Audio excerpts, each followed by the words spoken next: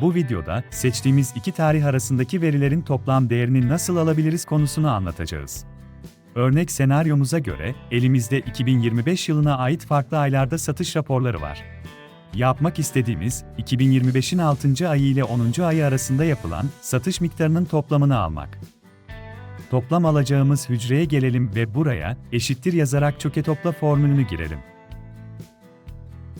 Toplamak istediğimiz aralık olan toplam sütununu seçiyorum. Araya noktalı virgül koyuyoruz ve ilk filtreleme alanını belirlemek için tarih olan sütunu seçiyoruz.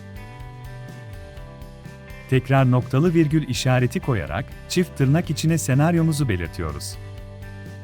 Örneğin, Haziran'ın 1'inden itibaren olan tarih aralığını almak için büyüktür işareti yazıyorum ve bu tarihi ekleyip tırnak işaretini kapatıyorum. Noktalı virgül işaretini koyuyorum ve ikinci kural için tekrar tarih olan sütunu seçiyorum.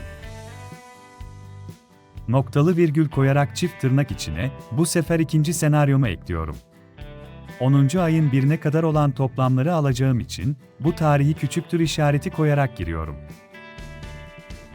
Çift tırnağı ve parantezi kapatıp Enter'a bastığımızda belirlediğim tarih arasındaki verilerin toplamı karşımıza gelecektir. Video çalışmasını beğenmeyi ve takip etmeyi unutmayın.